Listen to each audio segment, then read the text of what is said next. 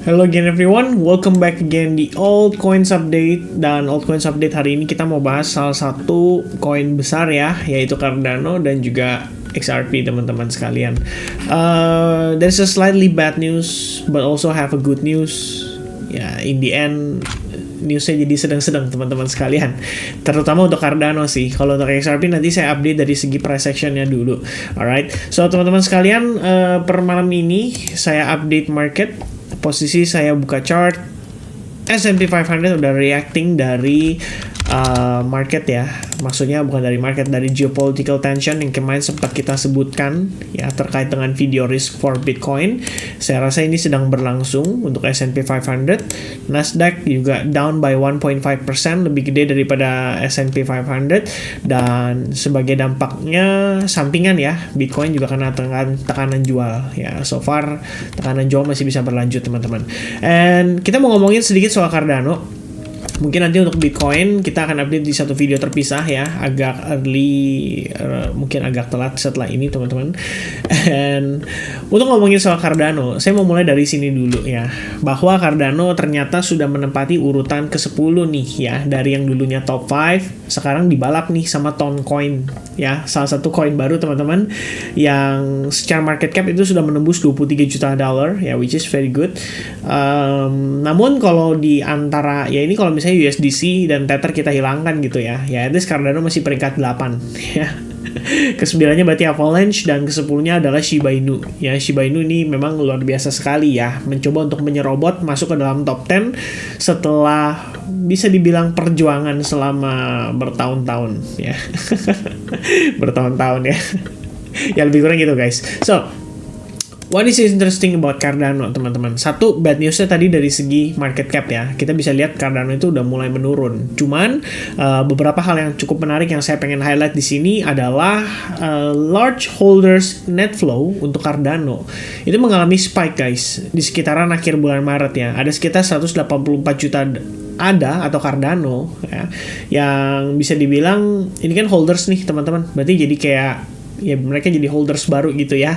Kemudian bisa dilihat di sini overallnya sih sebenarnya kalau kita lihat dari segi net flow masih bagus. Cuma memang kalau kita ngelihat cerminan yang terjadi pada harga pada Cardano sendiri cenderung tertekan gitu. Hal ini sebenarnya sangat wajar sekali mengingat Cardano terhadap Bitcoin juga sudah mulai losing grip gitu ya. Kalau kita melihat dari sini memang sewajarnya mengingat posisi daripada Bitcoin itu kan lagi menguat nih ya, dan dia cenderung mendominasi di compare dengan altcoins lainnya. Nah dari sini sebenarnya kita bisa lihat juga apakah posisi Cardano itu mampu mengoutperform Bitcoin. Nyatanya kita lose the grip daripada previous supportnya dia. Jadi dari sini meningkatkan tekanan jual atau selling pressure pada Cardano menjadi lebih signifikan gitu ya. Nah ini kan sebenarnya pairnya terhadap Bitcoin. Jadi kalau misalnya Bitcoinnya sebenarnya menguat, ya of course Cardano-nya jadi melemah gitu loh. Nah cuma kalau dari sisi ada USDT atau US dollar kita bisa bilang teman-teman, nah ini juga sama, gak jauh berbeda gitu ya, mengingat kondisi dollar indeksnya yang cenderung naik atau cenderung menguat. Dan hal ini disebabkan oleh apa sih ya? Salah satunya adalah karena geopolitical tension lagi teman-teman ya. Ini bukan menyalahkan, tapi memang faktanya adalah ketika momen-momen menjelang kayak war kayak gini, memang biasanya dollar index itu cenderung menguat.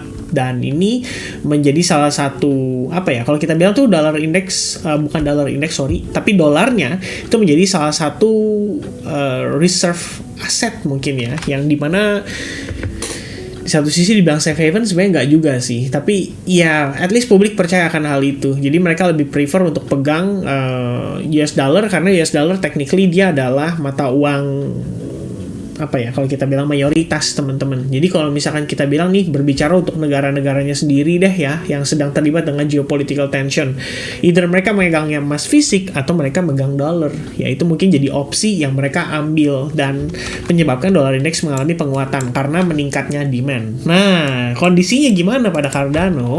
Cardano sayang banget ya, setelah kita expecting dia ada potensi untuk mereclaim area 0,78 dolar, ternyata masih belum berhasil. Dan next range ini nggak bisa dicapai karena kita nggak pernah nemuin Cardano tuh berhasil breakout dari sana.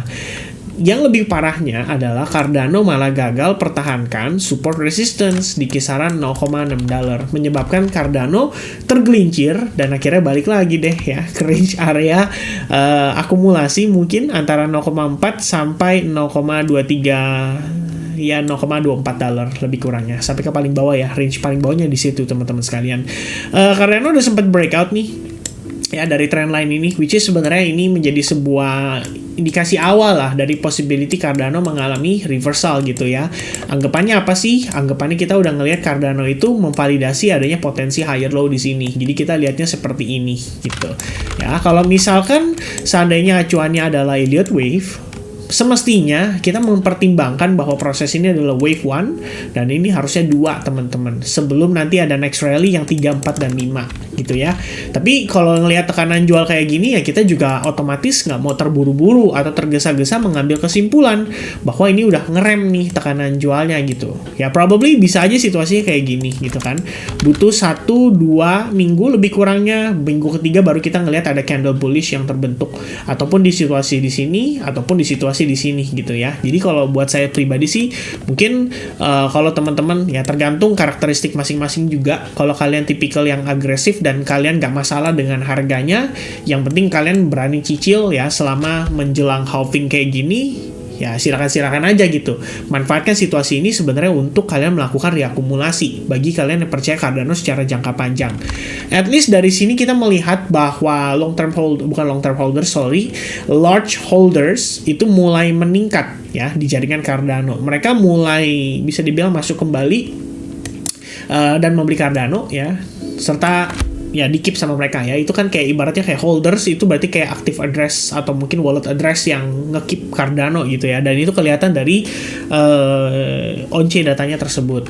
Nah dengan posisi Cardano saat ini bagaimana gitu, yang penting sih sebenarnya kalau Cardano sampai dia breakdown ya di bawah $0,45 lebih kurangnya, mungkin kita bisa ngelihat Cardano turun serendah-rendahnya itu up to range ini guys. Mengingat di range area tersebut adalah support resistance bagi Cardano.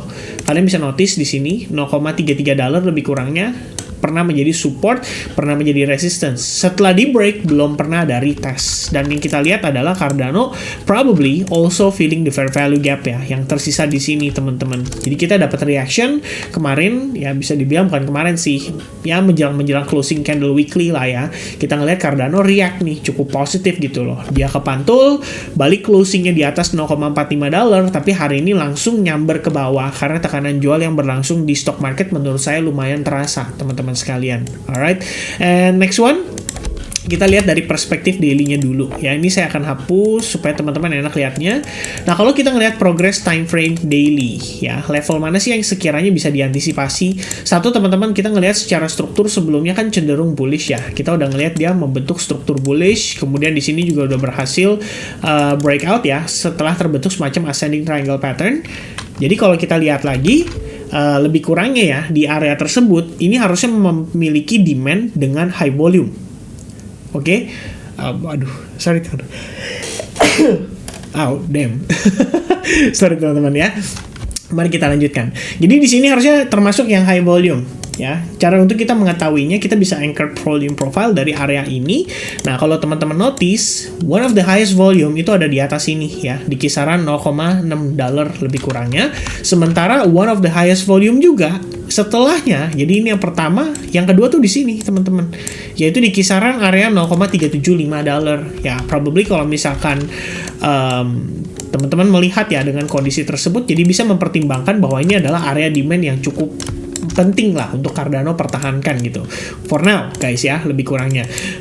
At least di sini juga kita ngelihat kenaikan sangat impuls. Kalau dia mengalami retracement di sini, berarti inilah tersisa fair value gap yang harus di fill gitu ya, atau istilahnya sisa-sisa order yang belum terjemput nih di kisaran area ini lebih kurangnya. Kemarin kita udah ngelihat dia mulai ngetes ke sana, tapi kelihatannya belum cukup ya dari segi momentum. daily close pada hari Minggu memang cenderung bullish, tapi itu kayak semacam, ya kalian tahu ya, kalau misalkan posisi saya balik kayak gini, apa yang kalian lihat? Kalian mungkin akan cukup confident gitu loh. Wah, ini Cardano udah naik banget nih, ya. Di sini kalian bakal notice bahwa ini terbentuk inverted head and shoulders, ya kan? Kemudian kalian lihat dia breakout, ditambah lagi apa? Dia break dari high point ini. Wah, ini kayaknya Cardano ibaratnya kalau dia pullback pun kayak gini, ini harusnya buat buy. Ya, pasti kalian mikirnya kayak gitu.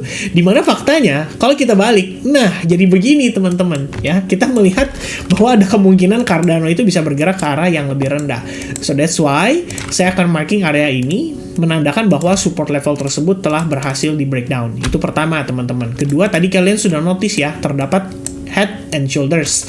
Ya, kalau kita gunakan neckline-nya seperti itu, lebih kurang kita ambil dari head-nya, ya kita geser ke neckline-nya, ya sebenarnya secara target sih sudah tercapai. Ya, lebih kurangnya begini teman-teman. Secara target mungkin sudah tercapai. Tapi kita perlu lihat dulu ada indikasi pelemahan momentum jual, bahwa sellers atau selling pressure pada Cardano itu sudah mulai slowing down. Kalau itu belum terjadi, menurut saya terlalu early untuk kita menyimpulkan. Jadi untuk saat ini teman-teman ikutin dulu ya arus pergerakan pada perspektif time frame daily. Kemudian kalau kalian yang mau trading kan di time frame jangka pendek, ya mungkin kalian bisa mengacu pada pergerakan di time frame seperti 1H-nya. Kita lihat di sini bahwa sebenarnya kenaikan Cardano itu kan sifatnya korektif, guys. Bahkan bisa dibilang membentuk yang namanya rising wedge pattern serta mengalami rejection pada kisaran golden ratio 0,79%. At least kalau dari sini aja penilaian sekilas udah pasti kebayangnya adalah Cardano potensi lower low nih, ya kan? Di sini kita ngelihat dia berhasil break terhadap previous low-nya yang paling dekat teman-teman sekalian. Lalu di sini masih ada satu tahanan ya. Ya katakanlah ini adalah area support yang penting untuk Cardano pertahankan deh, lebih kurangnya di sini teman-teman sekalian. Ya kita ngelihat oke, ini adalah area supportnya dia nih. Kemudian di sini ada trend line ya. Technically trend line-nya sudah berhasil di break, mengindikasikan selling pressure pada Cardano masih bisa berlangsung. Nah, ini kalau misalkan dia naiknya terbatas atau ketahan gitu ya, Anda harus hati-hati, ada possibility dia create lower low lagi gitu. Karena sebenarnya posisi dari time frame 4 jamnya, ya saya pikir ini Cardano respect terhadap area ini ya, terutama area fair value gap yang terbentuk di situ. Jadi kalau saya extend sedikit ke bawah, ini sebenarnya fair value gap di sini ya, lebih kurangnya teman-teman. Tapi katakanlah inilah ya. Ini saya tulis dengan S4 plus area FVG gitu ya. Nah, ini lebih kurangnya. Jadi sebagai penanda bahwa ini adalah area krusial penting yang perlu di take over sama Cardano gitu loh. Kalau ini berhasil, baru kemungkinan kita bisa retest up to $0,59. Nah, kalau misalkan range area support ini aja belum diambil, belum dimakan, ya mungkin akan susah teman-teman ya untuk melihat Cardano bisa recovery. Ya sekilas kalau kalian notice, bisa juga dikatakan ini membentuk inverted head and shoulders pattern, ya kan? Tapi ini mungkin sifatnya untuk korektif before another rejection lagi. Ya, sekiranya seperti itu. Ya, jadi kalau misalnya untuk Cardano, ini kembali lagi ke personality masing-masing, guys. Kalau misalnya kalian merasa Cardano udah ideal untuk diakumulasi dari range area yang tadi saya jelaskan, terutama perspektif time frame weekly, ya feel free to use it ya, teman-teman sekalian. Karena ini memang area yang cukup menarik gitu. Tapi kalau misalnya kalian tipikal yang lebih konservatif, ya berarti harapannya adalah menunggu sampai adanya konfirmasi reversal dulu deh, gitu ya. Minimal supaya kalian yakin ketika beli, at least floatingnya nggak lama-lama ya. Itu mungkin yang bisa jadi pertimbangan. Alright. Nah, next one teman-teman, XRP ya, yang nggak kalah penting juga, sering banget ditanyain di YouTube channel, apalagi pada saat live streaming gitu ya, XRP gitu. Nah, XRP good news nih buat kalian yang mungkin sebelumnya merasa aduh gua ketinggalan nih XRP gitu ya. Ini finally udah balik nih yang namanya ke area akumulasi, teman-teman. Kalau buat saya gitu ya, sebenarnya saya ada accumulate lebih banyak lagi tuh di bawah, tapi ini menurut saya balik ke 0,42 sampai 0,54 pun itu udah bagus ya. Lihat lagi XRP selama ini gimana teman-teman, situasi kita cenderung terkonsolidasi ya, dia cenderung flat konsolidasi. Sebenarnya by kondisi kayak gini, ini cukup penting untuk diperhatikan. Worst case scenario dia break kayak gini, ini bisa turun dan retest lagi up to ke kisaran $0,31. Ya, itu worst case scenario. Best case scenario, dia mantul, dia break, dan dia nanjak signifikan. Tapi saya rasa itu perlu kemenangan secara penuh untuk XRP terhadap sidangnya melawan SEC. Ya, itu sementara yang saya lihat teman-teman sekalian. Nah, di perspektif time frame kecilnya, ya saya coba clear up dulu di sini. Nah, di perspektif time frame daily-nya, ini saya rasa kita berada di range area demand yang sangat krusial. Ya. Kenapa sangat krusial, Vin? Karena momen SEC itu berhasil dikalahkan ya secara parsial oleh XRP. Kalian lihat, ini shooting up-nya sangat impulsif, ya, sangat agresif dan sangat signifikan. Jadi di area ini saat ini teman-teman itu bisa dibilang area yang memiliki memori. Ya, memori itu artinya apa, teman-teman? Maksudnya gini, dulu pernah ada kejadian ya di mana di harga saat ini itu XRP mengalami penguatan yang sangat impulsif. Lebih kurang seperti itu. Lalu sekarang harga kembali, ya sempat ketahan, inverted head and shoulders lagi, dia break lagi, dia pullback lagi, ketahan, dia naik lagi, dia pullback lagi. Pertanyaan berikutnya adalah ketahan nggak nih di range area yang sama gitu.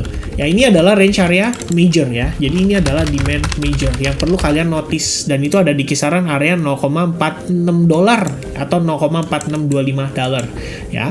Another thing yang kalian harus notice adalah bagaimana tekanan jual di sini menurut saya cukup agresif ya bagi XRP, teman-teman.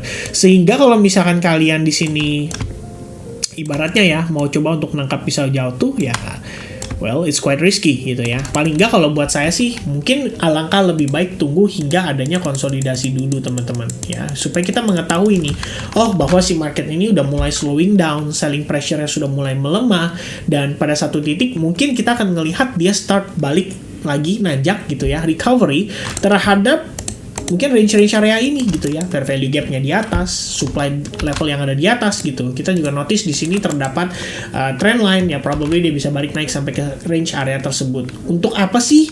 Untuk entah itu dia retest jadi lower high, atau best case scenario dia naik seperti ini.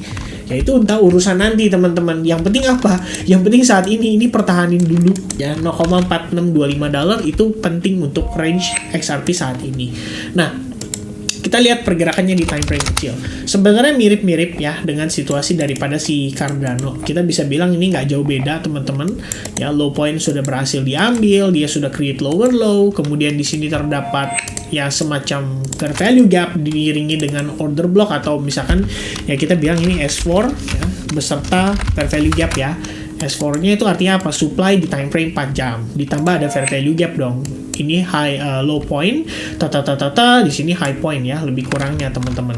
Ya, ini kalau saya ngambilnya kayak gini ya. Nah, ini baru keisi nih setengahnya, teman-teman. Kita belum tahu gitu ya. Kalau misalkan buat tipikal orang yang trading ya menggunakan rules-nya ICT ya, atau kita bilang smart money concept gitu ya, mereka akan memperhatikan dengan seksama. Fair value gap itu adalah tempat mereka untuk initiate mereka punya posisi gitu. Jadi by the time tercapai fair value gap ini, probably mereka akan activate sell short mereka di sini dengan stop loss di atas high candle dari candle pertama yang menunjukkan fair value gap itu. Ya, lebih kurangnya. Ini kan ini 1, kemudian ini 2 ya yang agresif ini, nah kemudian ini 3. Ya, yang 3 ini yang panjang ini nih, teman-teman. Yang di bawah gitu. Nah, itu ada fair value gap. Stop loss mereka di sana, ternyata harga naik nih. Wah, nggak sesuai ekspektasi. Ya, mereka harus juga bisa bermanuver gitu ya. Yang namanya trading plan nggak akan 100% pasti benar gitu kan. Masih ada salahnya juga, teman-teman.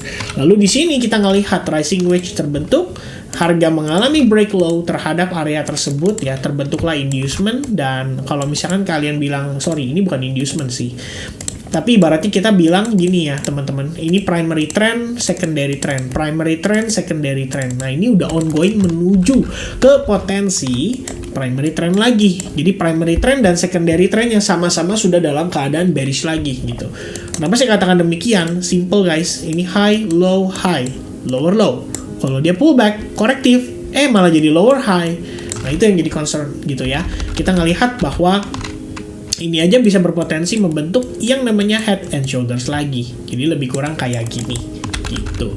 Ya, itu adalah satu buah pertimbangan yang harus kalian perhatikan untuk saat ini. Either kalian mau lebih bersabar menunggu di perspektif time frame kecilnya sampai menunjukkan adanya indikasi reversal, baru kalian masuk, atau kalian tipikal yang lebih agresif gitu. Dalam artian, oke nih areanya bagus, ya udah belanja sekarang.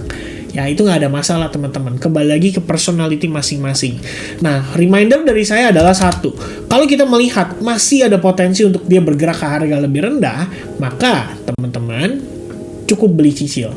Jangan langsung paksa all in di satu titik terkonsentrasi secara penuh gitu ya. Karena ya barangkali masih dapat harga lebih murah, why not gitu. Jadi kalian bisa punya cadangan kas untuk kalian belanja lagi di range yang lebih murah.